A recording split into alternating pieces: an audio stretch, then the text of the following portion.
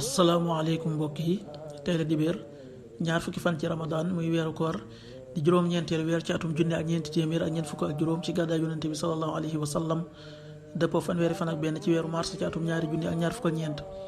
ñaar fukki fan bokkul ci lim yu fàtti lim bu rafet la kon tey ci dibéer ji rafet na li ñu ciy teet rek wàccandi ko moom dibéer mooy ku ca watu wala ku ca tàggoo ñaanu bis bi yow yàlla ab jéggalekat nga te bëgg ak jéggale yàlla na nga ma jéggal allahumma innaka afuwun tuhibbul afwa fa'fu anni allahumma innaka afuwun tuhibbul afwa fa'fu anni xadiisu bis bi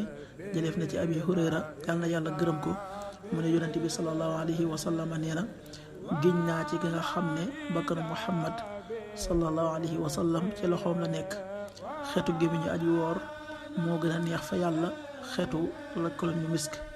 xadis bi dëppoo nañu ci an abi hurayra radiyallahu anhu an nabi sallallahu alayhi wa sallam qaal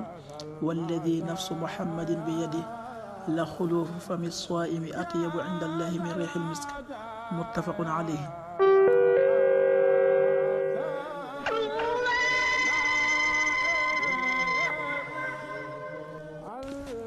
waxtu julli suba waxtoom dana tàbbi 5h49 juróomi waxtu yi tegal ñeent fukki simili ak juróom-ñeent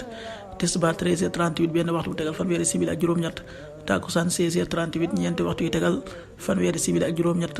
timis 19h21 juróom-ñaari waxtu yi tegal ñaar fukki simili ak benn gee 20h32 juróom-ñetti waxtu yi tegal fanweeri simili ak ñaar loolu mooy waxtu julli yi ci Touba ak li ko wër. bu fekkee ne ko Touba soo ko féetee penku ñaar fukk ak juróom-ñaari kilomètre ju ne wàññil benn simili soo ko féetee soowu ñaar fukk ak juróom-ñaari kilomètre ju ne yokkal benn simili soo ko féetee gànnaar wala Saalum téeméeri kilomètre ju ne yokkal benn simili waxtu jàpp wi 5h41 juróomi waxtu yi tegal ñeent fukki simili ak benn waxtu dog wi 19h21 juróom-ñaari waxtu yi tegal ñaar fukki simili ak benn jant bi dana fenk 7h06 juróom-ñaari waxtu yi tegal juróom benn simili di so 19h17 yàlla nanu yàlla nangul te nangul leen amin